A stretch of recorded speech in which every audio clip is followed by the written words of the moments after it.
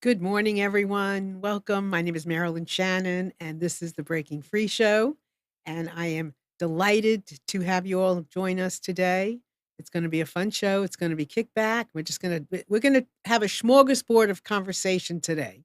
But before we get started, I want to wish you all a wonderful, wonderful, wonderful, wonderful, wonderful belated Thanksgiving. If I didn't say anything last week to you, if you weren't here, I hope it was great, and maybe you will call in and share your most beautiful Thanksgiving stories or your funniest ones. That would be fun.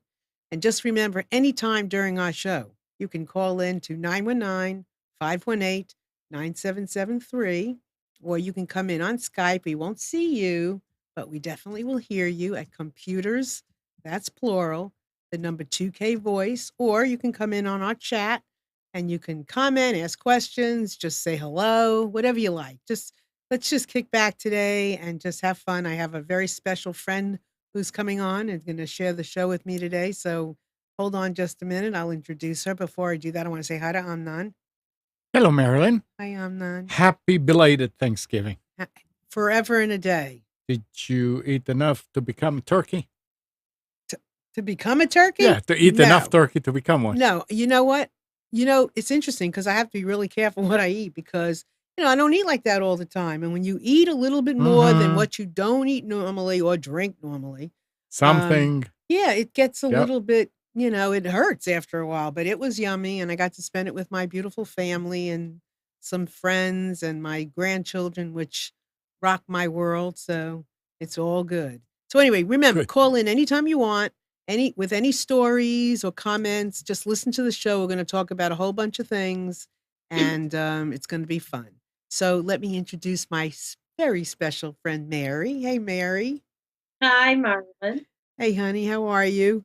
I'm good, thank you. Thanks for having me on. Oh, it's my pleasure. So Mary is a dear friend.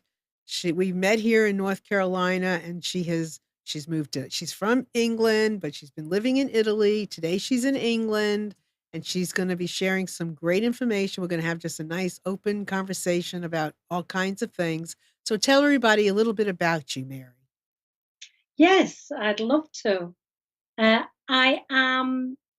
guess my original profession was as a nurse, and I worked in emergency room and intensive care. And then I moved into research, and I stayed in clinical research for the best part of my career. And now I'm consulting in the pharmaceutical arena. I'm very happy to do that and taking life a little bit more gently and easier in Italy. Cool. All right. So we just thought we'd just kind of, talk about a bunch of different things. So one of the things that Mary and I were talking about is this is a really been a crazy time in a lot of people's lives. Always, it's always crazy. We always, when people say, "What are you doing?" I'm busy. It's busy always, but it's a time of gratitude, and sometimes it's hard to find something that you're grateful for. So Mary and I thought we'd start with that kind of a conversation about gratitude, defining it and expanding it and talking about, gratitude. So Mary, what are your thoughts? Well, I thought of gratitude for the start of our conversation because Thanksgiving. And for me, of course, in Britain, we don't celebrate Thanksgiving for a variety of reasons. But I have always loved it. I've lived in the States for nearly 18 years. And for me, that is the best holiday ever because you genuinely spend the time with family, with friends. You don't focus on presents and unnecessary things. You do focus on the food because the food is part of the ritual of Thanksgiving. And Thanksgiving is about what are you being grateful for? And we always sit around the table, the family, and we each of us say something that we're grateful for. And in this troubling year across the world, it's sometimes very hard to think about what am I grateful for? What can I be grateful for? And so I kind of wanted to explore that further with you. Yeah, I think it's a really good topic. And I know, some of you listening and going, "Oh, I've heard that before," or "Yeah, I know we do that," and all that stuff. But hold on. stay with us a bit, because sometimes, you don't realize what it's like, finding the going through the forest to get to the trees kind of thing. You just don't see the daylight in some things, and sometimes it's really hard when life keeps piling things on top of us and we just are fighting our way out. The lessons. The lessons are key. And I love to talk about it in terms of listening backwards. Sometimes you don't know, you have to reflect on the past in order to see the goodness in things or in someone, or what occurred because of a situation. Like, what did you uncover? What did you discover? What would you not have done or known about if this thing wouldn't have happened? And some things are hard to handle. It could a death, loss, grief. Some things are hard to handle, and I'm not saying, and I don't think Mary is saying that you look at those things and go, "Oh, see, they died and this good thing happened." No, it's like, what can you make good out of something sometimes? But it's not, we're not celebrating a death per se or grieving, but we're saying, okay, what did it stand for? What voice do I have now because of it? What can I do different? What can I do better? What can I do more of? And so that's what I would say. And I've been exploring that very thing, very interestingly to me, anyway, and my family. We recently, last Friday, in fact, we had what we call a wake for our nephew, 27, who died of cancer. But it brought up a whole host of emotions that me and my brothers had buried, because we lost our brother when he was 18. And so you bury those things, and suddenly this nephew, who we know very well, very close to my brother's children in age and in friendship and love, and you're like, well, what am I going to do with this? And I'm always very practical, because I try, the older I've got, I try very hard not to ignore negative feelings or emotions that come up. I try not to suppress them anymore. I try to explore them. And I'm working with this book at the moment by Mark Nepo. It's called The Book of Awakening. Mm. And it's a meditation for every day. And today's meditation was the kinship of gratitude. When you make the two one, when you make the inner as outer and the outer as inner, then shall you enter the kingdom. The goal of all experience is to remove whatever might keep us from being whole. And that just completely resonated with me. And it made me really think about all the things that I've suppressed with my brother that have now come up with Gareth. And Gareth was the life and soul of a party. I mean, he did things most of us couldn't dream of doing at 27, even with only one leg. So a very powerfully energetic individual. So how can I use his energy and his power to help me and my family? So that's what I'm trying to focus on. Could you read that again? The kinship of, read that again. Okay, the kinship of gratitude. When you make the two one, when you make the inner and the outer as inner, then you shall enter the kingdom. And that was actually Jesus. And Mark is saying the goal of all experience is to remove whatever might keep us from being whole. So if there's something outside us or inside us that's preventing us from being whole, then the things we learn through love and pain reduce our walls and bring our inner and our outer lives together. Yeah, that so would the pain is part of us, love is part of us, and we have to embrace both in order to be grateful for the life that we have, the life that we had with the people that have now died, the life that we have now without them? How can we honor their legacy through embracing our pain and our love and being grateful for what they brought to us and how they affected us inside and out?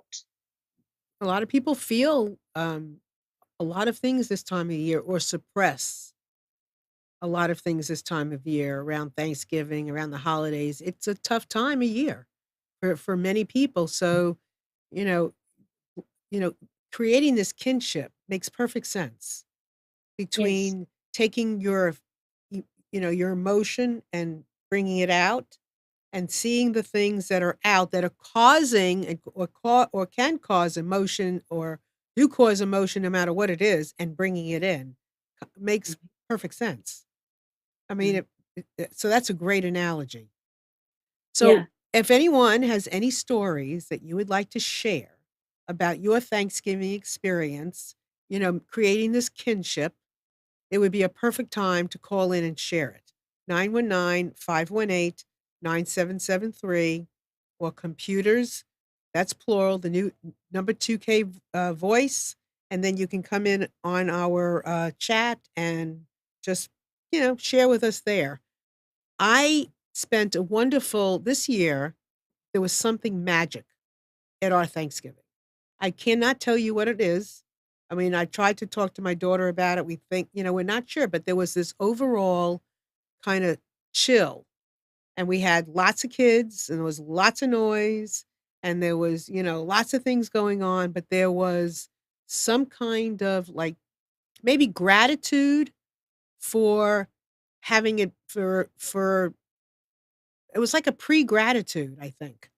Like an intention maybe of gratitude, or of, thank you, Lord, that this is the way it is, kind of thing. Like, we weren't waiting for the gratitude to happen. It kind of was already there. But there was something calm, something just really friendly and calm in this year's Thanksgiving.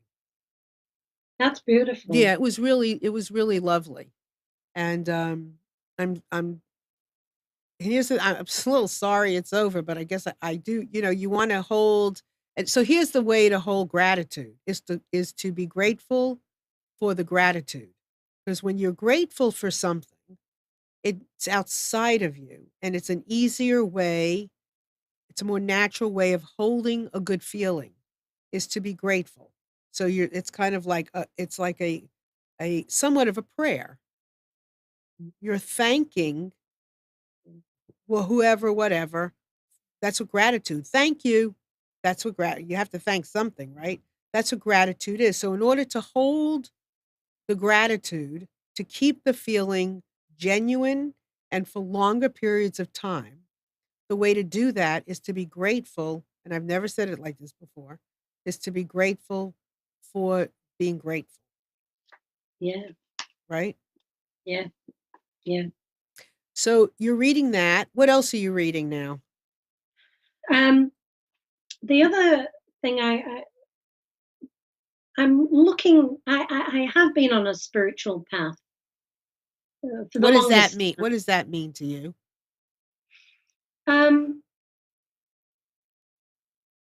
I don't think of it in terms of a religion and going to a church or a mosque or a temple. But I want to know who I am. I know that there is something out there that is much bigger and grander than, and that I'm part of that whole. I'm a minuscule part of that whole. I came from the original, as we all did. And how do I look into who I am and my soul and know truly who I am? I think that's, for me, is what the spiritual path is. And I'm reading this book by Jack Cornfield, Oh. A Path with Heart. And he was a Buddhist monk. And I hadn't heard of him before, but this has been out for some years. But it's gentle. It guides you through the ups and downs of contemporary living, with such things as addiction, psychology, emotional healing, problems with relationships, and difficulties of achieving a balanced life of simplicity. And that resonated with me because in the previous book, and for the 25th of November, yesterday, that was about, I have just 3 things to teach: simplicity, patience, compassion. These are your greatest treasures. Compassionate toward yourself, you reconcile all things in the world. And that's the Tao. Mm-hmm. And so how can you be compassionate to yourself and reconcile all beings in the world? To understand this gift, we need to recall the analogy of a spoked wheel. And I won't say any more about that, but it goes into an analogy. About forgiveness. About forgiveness, about simplicity, about having understanding. I often think when I come across people who are extremely and extraordinarily unhappy or angry, I have compassion for them. I might not like what they do. Might not like the way they behave, but I have compassion for them because I'm so thankful I do not have the thoughts that they have in their head in my head. Mm-hmm. I'm very grateful for that. And if by a word or a gesture, simple kindness, I could have some influence on making them feel better about themselves or the situation, then that would be my gift to them. Sometimes it works, sometimes it doesn't. Maybe it always works. We just don't. It's just not like we have something made up about how it should look when it's working. Right. Yes. I like just planting seeds, or even I don't even know if a seed would. I guess I'm making up too that no matter what, some seed has been planted, or some. I mean, some good comes from sharing compassion, love, something, whether you know it or you don't. I just make the assumption that love is all, that love is let love being all around makes a difference. I think linked to that though, people often don't look or use their intuition. And because I've been on this spiritual path and I've looked back at situations in my life, whether it was work choices, life choices, the intuition was there that said, nah, you really shouldn't be doing this.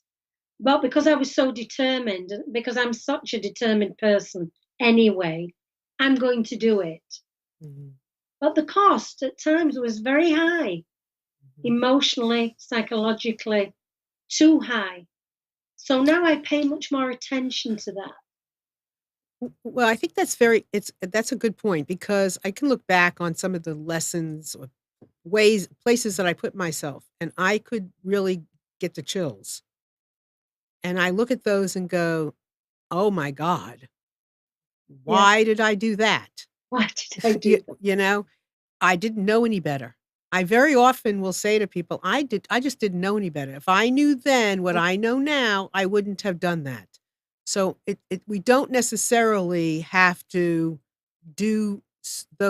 learn our lessons that hard. But some lessons we have no control over learning hard. Some lessons, like you were talking about a death, we can't control that. No. We can't control what we get from it or what we give back because of it. Well, maybe we do. We don't control how it happens, but we can. I don't really know what we have control over. Maybe not much, but we can. But it's the amount of work we do with ourselves that allow us to do something with these things, and to be the big, what I'm now calling super ears. Super ears everywhere, and to be able to do something with what we're shown. And the more we grow and learn and more conscious, the less we have to personally put ourselves through really hard lessons. Less hard Right. lessons are coming anyway. We don't always have to put ourselves through the hardest. Right. We don't need to do that. We don't. But I do think it's a way of running away, hiding from, Yes. thinking about my brother's death, and Yes. it's a way of not dealing with that pain, that emotion. And then when you start to do that and recognize that life is always up and down. I always say it goes up and down, up and down. You don't need to add extra to that. Life will do that anyway. When you do it to yourself, it's like somebody's hit you upside the back of your head with a 2x4. Right. Right? And then you keep doing that. You've got at some point, I'm thankful and grateful that I now recognize that.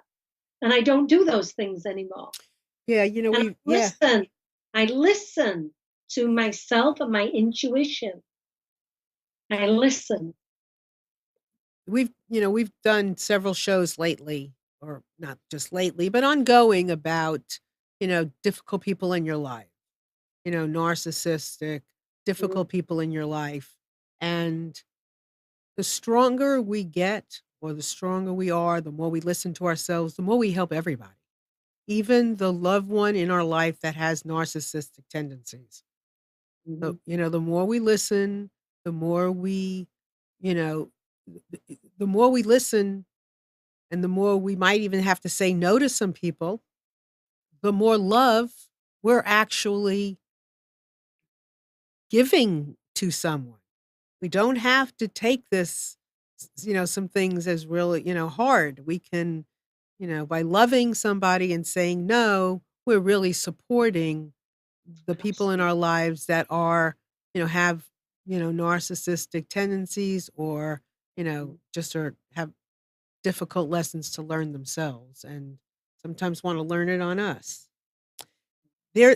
Chris is asking a question on here, which I think we should talk about in our chat. And she wants to have an example of bringing the outside in and the inside out. Good question. That's a very good, really good question. So for those of you that might be tuning in, we were talking about a kinship in gratitude. And Mary read a little bit of a meditation, and we talked about this kinship of bringing the inside out and the outside in. So here is the way that do you have an answer, or do you have an example? Because I have a vision. Do you want to go first? I think so. I do think so. I have an example. Go ahead. I think it's an example. I come back against my brother's death and how I lived my life for so many years, that I put up a barrier and didn't let people get close to me. So at work, I never know what you're thinking. You're pretty hard to read. You're not very emotional. You have to break down that wall and allow people into your life. When you do that, then you find some way to find compassion for yourself and deal with your inner pain or your inner fears. So that would be. So that's perfect. And that helps me even explain what I was going to say even clearer. So the outside becomes the in, and the inside becomes the out. Right. Basically. So what you take, right? What you take in and what you give out, you become whole. Exactly. And whatever example, so you're having issues with a relationship, take it in, work with it inside, and then bring it out. That's how how the inside, the outside could be something positive, happy, Good. Great, thankful, all that stuff.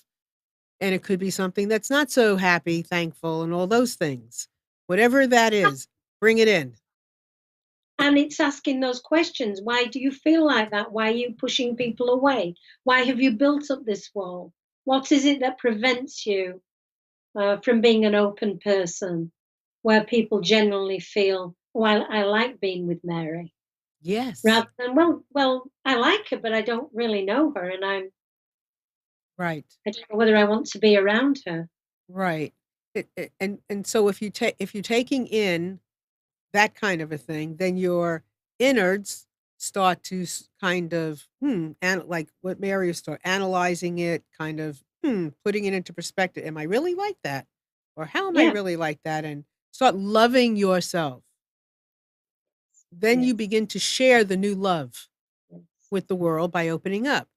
The reverse is somebody says, "Man, you are the nicest, most trustworthy person that there I mean, you are kind. Thank you so much. I appreciate what you did." And it's like, "Whoa, what are they saying to me?" Right? Take it Right. in. They're telling me that Accept I it. right? Yes. They're telling me that I'm lovely. They're telling me that Yes. I'm kind. They're telling me that I'm thoughtful.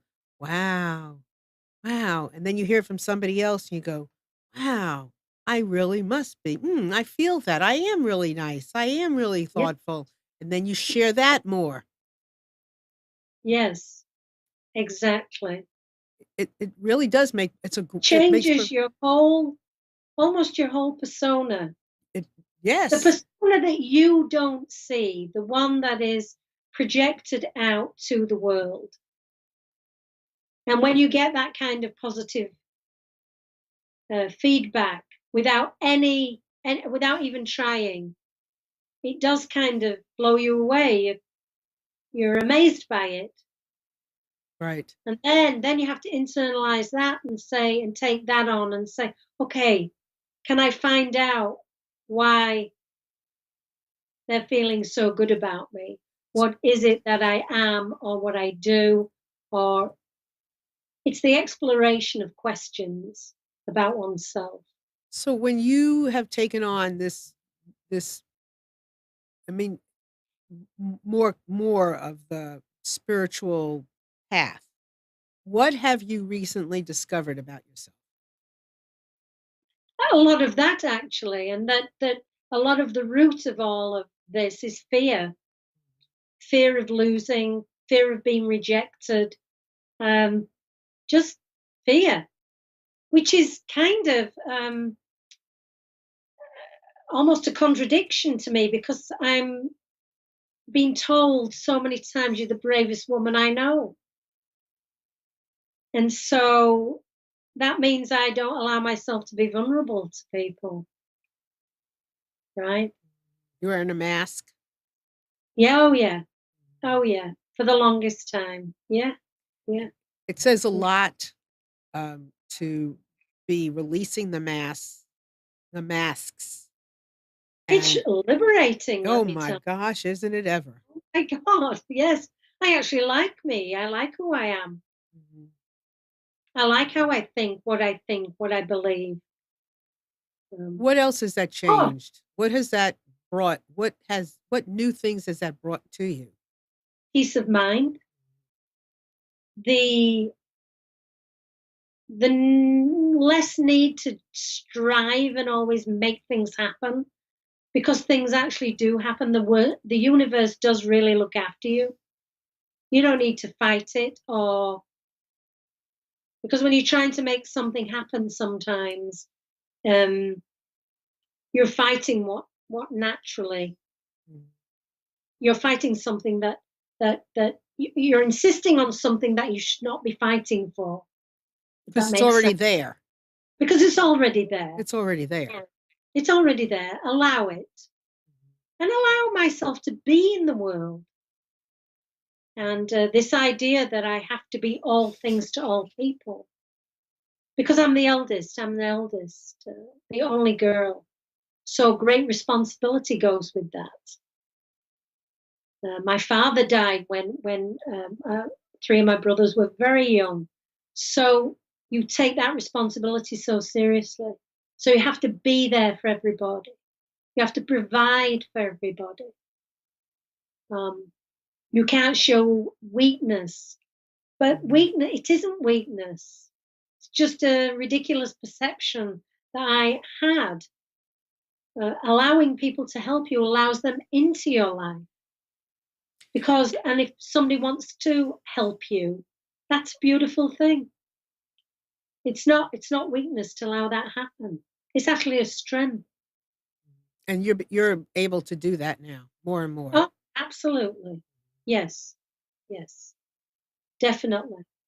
Definitely. It's quite a life we live, isn't it? It really is. I mean, it is quite a life. I sometimes, and I also like really, I'm pretty strong, but I definitely have also have my, my insecurities and my needs. I really feel bad when somebody doesn't like me. On some level, with some people at certain things, at certain times, it is uncomfortable. Or, but that's also part of my finding liking myself, where it doesn't matter whether you do or you don't. What matters is that I do. And finding that matter within the scheme of things. Yes, and I link to that for me is actually learning not just to like myself, but love myself. Yes, thank you. And the more that you love yourself, Right. the more people are drawn to you, just naturally. Right. I don't have to work hard at that anymore. Right. I don't have to struggle that. I don't, there's this isolationist state that I created for myself.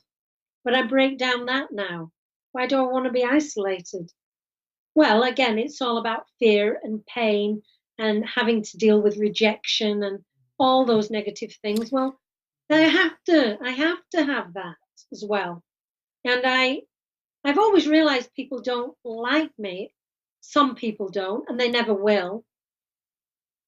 I can't change that. But what I find is predominantly the people I meet, acquainted with, are very happy with me. Mhm. And some actually like me, and some they love me. So, well, I think all things are possible. everything is possible. And I think sometimes we spend too much time on the why, which keeps the emphasis on what's wrong. Like, Right. why am I like this? Yes. Why do I want to do it this way? What's wrong with me? Kind of thing. Like, where did it start?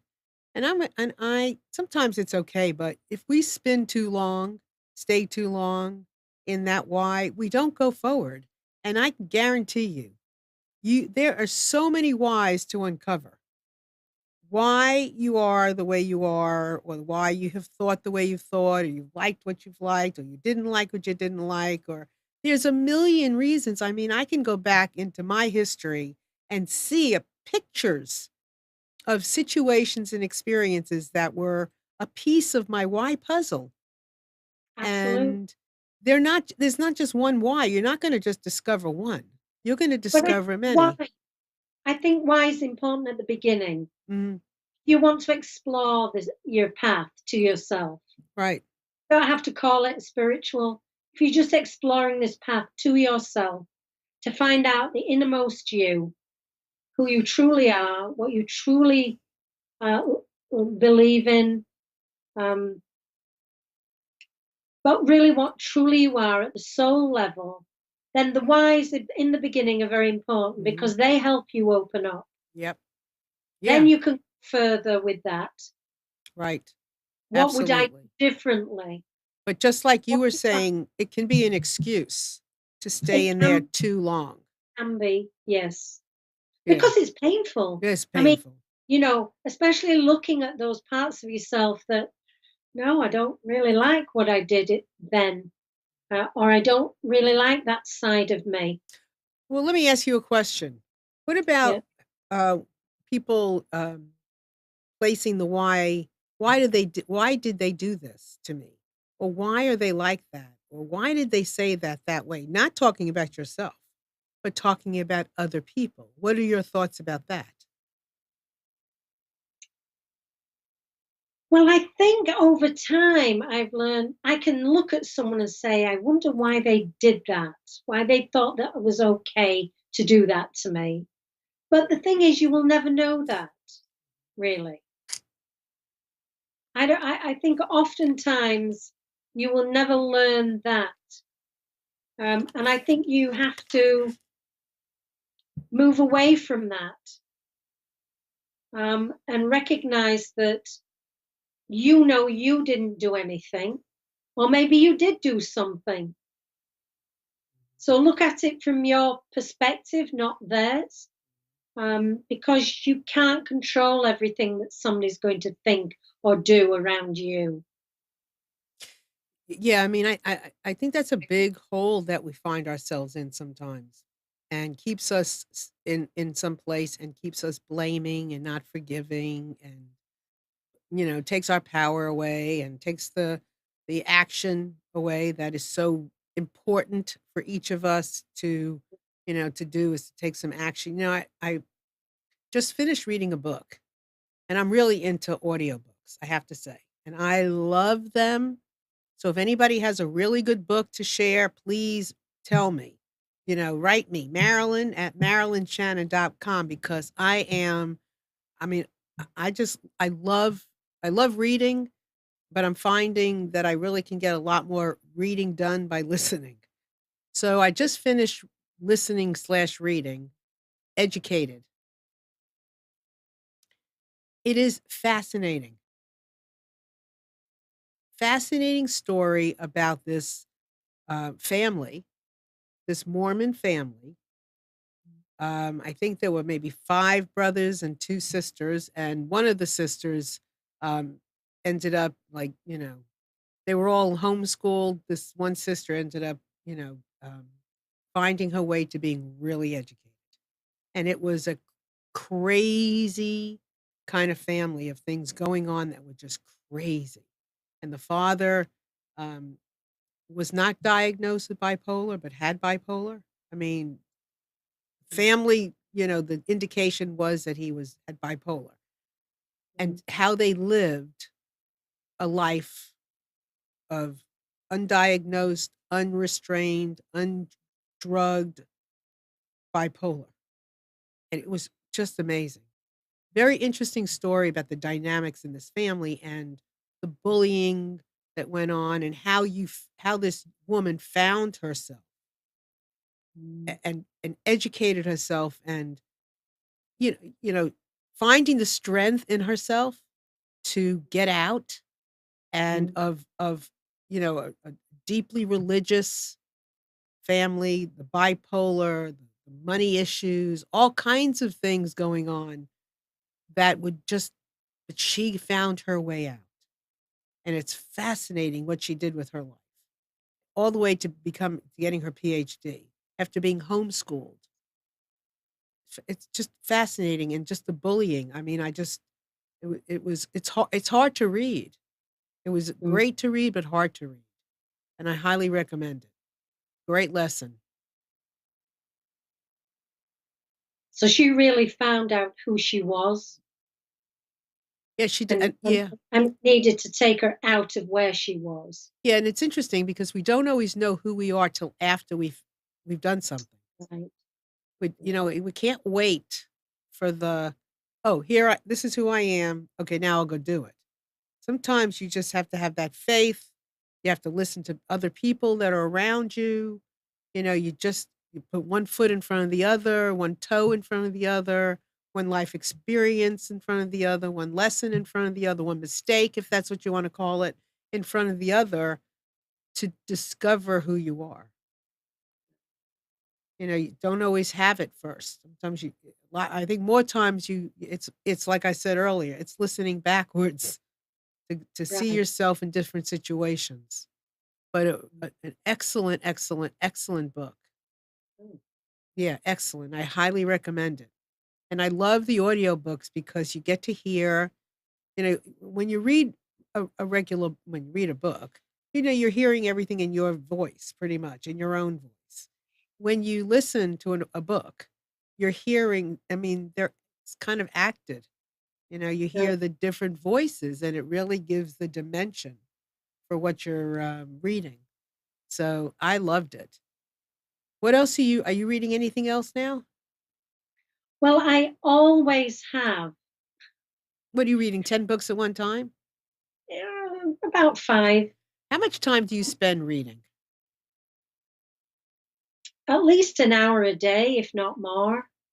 I say at least that depends what I'm doing, if I'm traveling, whatever it might be. But I always, at the end of the day, I will spend a good hour on something. Now, I could sit and read a book all day and not move out of the armchair, and I have no guilt about that. I have no guilt about that. Well, I saw a quote or something about Warren Buffett reads 50% of his time he's reading. Yeah.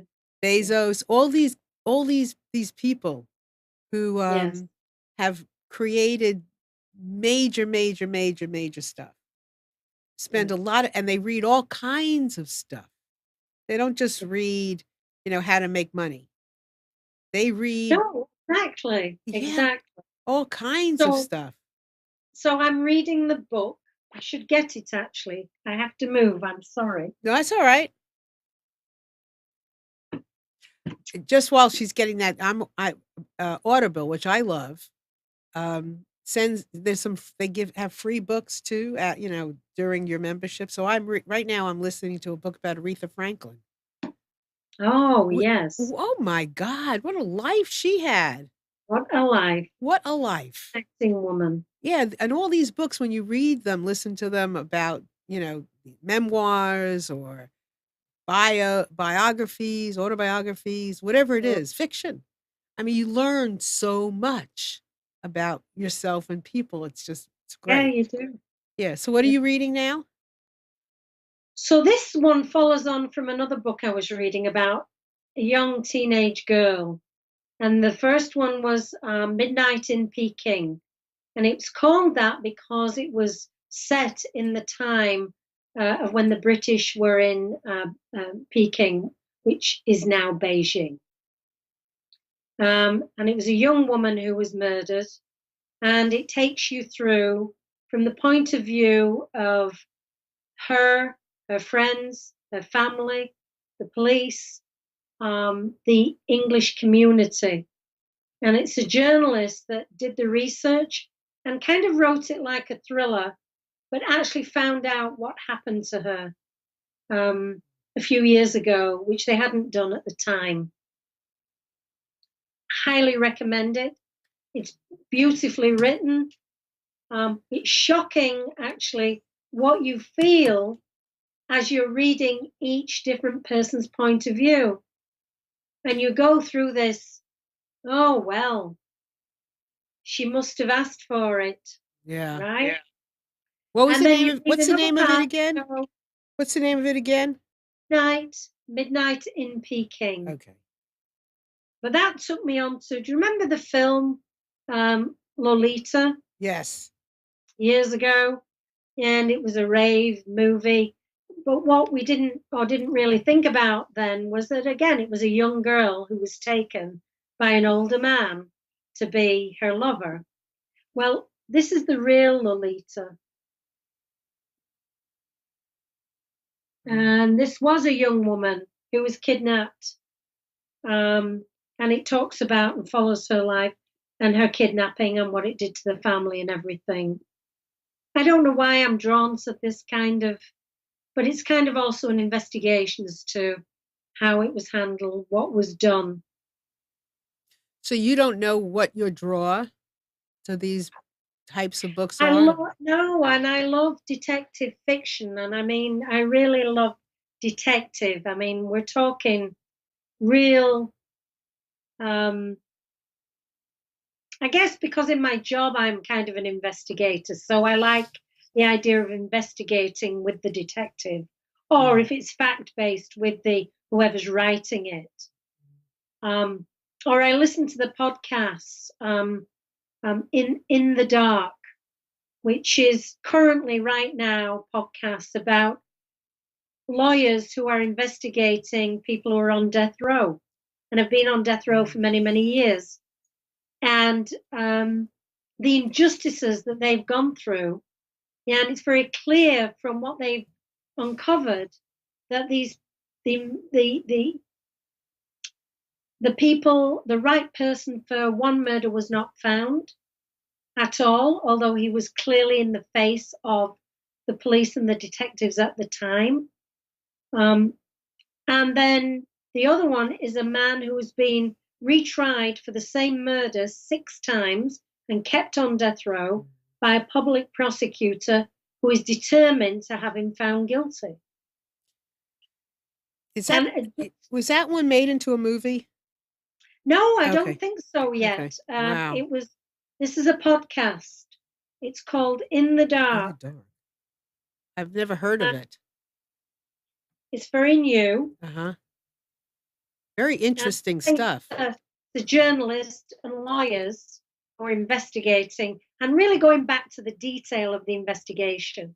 Because when you're investigating something, the devil is in the detail. It's the smallest thing. And you also have to place it in the time that the crime was committed, because what happened in the 60s is very hard to transfer to how it would be viewed today, right? But you can apply today's skills to try and find out what really happened. But in the 60s, it was much more challenging because we didn't think like we do now. Right. We didn't have the investigative tools. We've got fingerprints. We've got, all this evidence that can be collected that can actually be analysed. Evidence was lost from years ago. This is fascinating. To me, yes, in the dark. In the dark. So I would never normally think about listening to that. But it is fascinating to see how people think and how they can take one idea or one notion or one slight little detail and leave no rock unturned. Right. Or and that I really love, but also that one person like a public prosecutor could take one idea and say, I'm not going to change my mind no matter what. Yes. So for me, it's the human side of it as well. Why is this person so determined to say that this man is guilty and not look at new evidence? So it's a very human thing. My husband has a cousin up in near Springfield, Massachusetts, who wrote a book. His name is E.J. Fleming. You might be interested. And he wrote a book about a young girl from up there who got involved who came from, I think, Mexico or Spain or somewhere, and was a cheerleader, and there was this whole controversy over her death. And he wrote a book about it. And it looks like it could become a movie. So it might be interesting if if you're interested, you might want to find it. I don't know the name of it. But I think you would find it interesting. I mean, I guess I'm definitely interested in anybody who's had some kind of injustice done to them, particularly this man, Curtis Flowers, who's been on death row his mother has died now, so he's been on death row for 20 odd years. But it's very evident now from the way they present it that the new evidence they have, he couldn't possibly have done it. But this prosecutor is determined. And so I think from a human perspective, he's trying to save face, while he just doesn't want to believe that he could have been possibly wrong. But then the other question to me is, how could a man be tried? Where was double jeopardy? How could he be tried 6 times? And still, right. Maybe it goes to where he lives, which is, I think it's Mississippi. So, and I don't know enough about that. But I am always fascinated by injustice. In general, right? Injustice in general. Me too. So in the UK, over the past few years, we've had this major scandals that have come out about young girls, and you're talking 11, 12, 13, 14, 15, who have been groomed by these groups of men to become sex objects and prostitutes for them and their friends. And there's been this reticence to talk about it openly because all the men who were grooming are from Pakistan. And I choose that word, not Muslim, because these men, they may have been brought up in the Muslim faith, but they are from Pakistan, and they were born and raised in the UK. And I want to make that clear distinction because I personally don't believe the religion has anything to do with it. But there are some people who choose to have that kind of belief. But the interesting thing that's come out of this, horrifyingly interestingly, is that the girls did go to the police. They went to social services. Some of them, their parents went to these. Some of these girls were lost anyway because they were in bad situations in their home life. But people in authority ignored it, or the police ignored it, or the girls were thought of, well, they brought it on themselves. They were flirting. And all that I've read and heard about, it's just, to me, horrific that this has gone on in my own home country of birth, that we could ignore the number of girls in certain towns, certain areas of the United Kingdom that have been groomed into this sort of life. And I've listened to parents who finally got their daughter back and out of it, but they were intimidated not only by the police, but by the men in the grooming circle.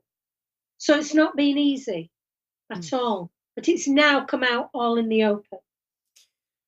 And thank goodness for that. Oh my.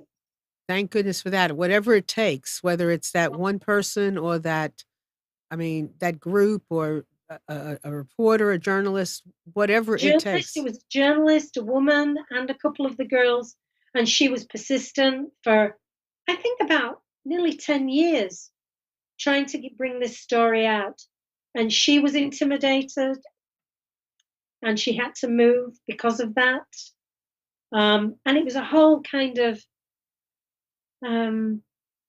secrecy, as well as for some inexplicable reason to me right now, of these adults protecting the men and not protecting the girls.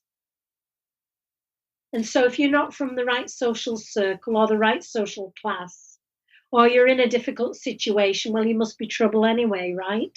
Right. You don't matter. And if we take it back even further, and I think I've said this to you before, any wrong that women do, in quotes, it comes from the Adam and Eve perspective, because Eve took the fruit, right, and gave it to Adam.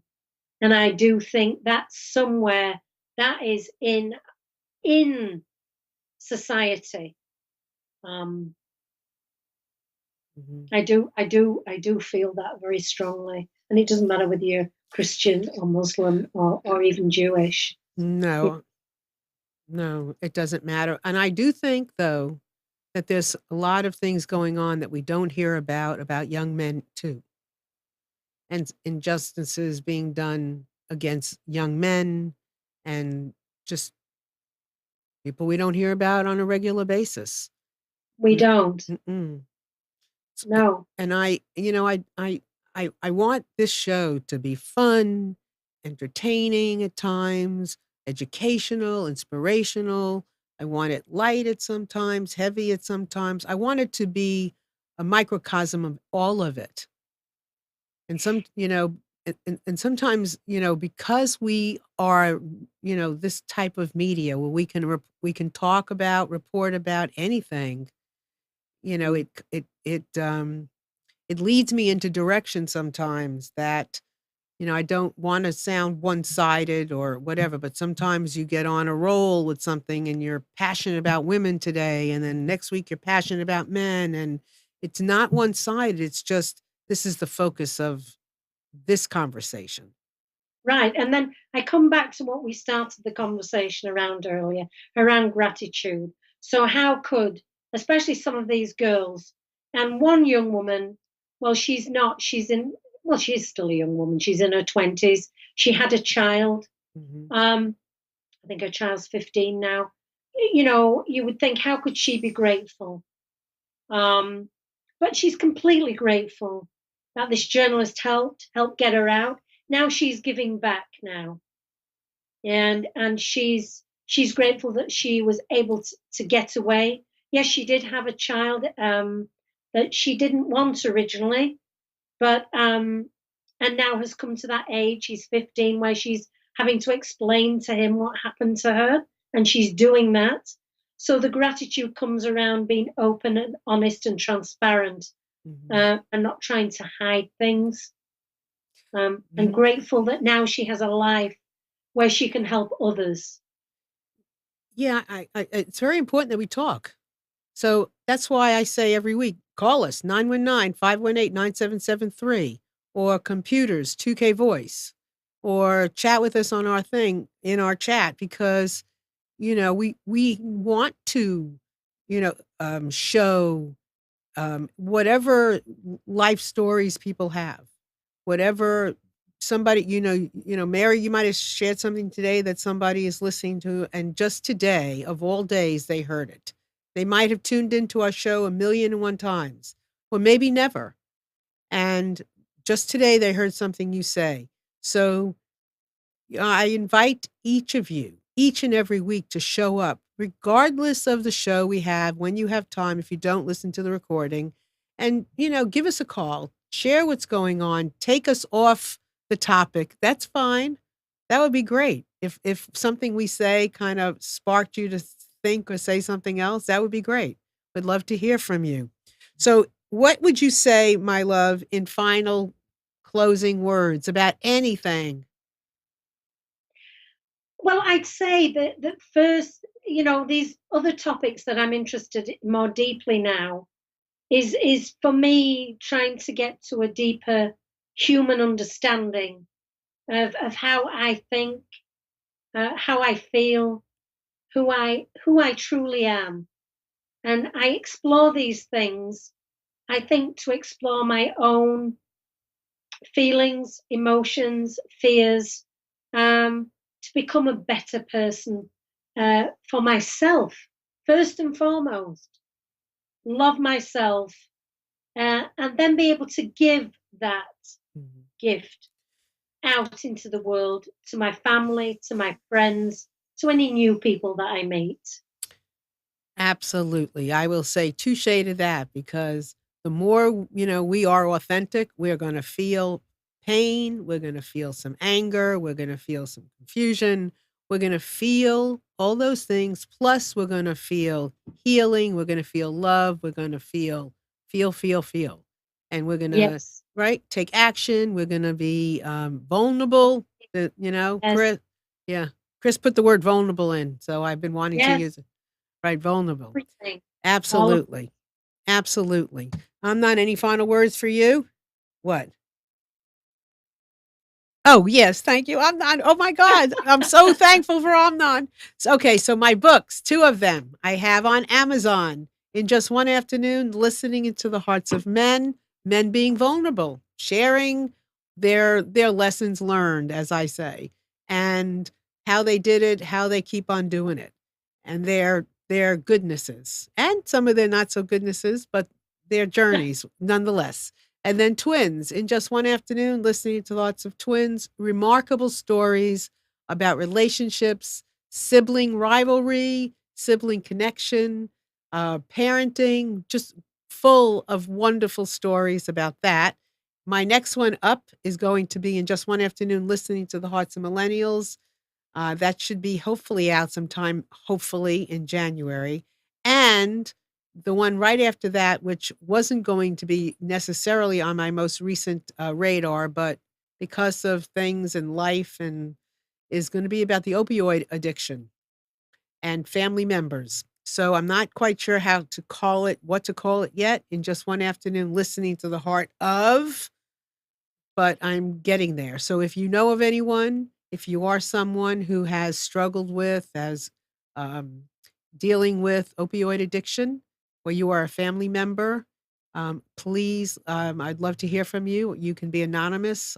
It doesn't matter. What matters is you're coming forward and sharing your story so that somebody else will feel something from it. So let me know, Marilyn at MarilynShannon.com. And my love, Mary, I hope you come back and do this with me again and again and again. I'd love to. All right, cool. I love you very much. I love you too. I love Okay. you too. Take care, honey, and everybody else out there. I will see you all next week. Mwah. Thank you. And Mary, mwah, special mwah. Bye.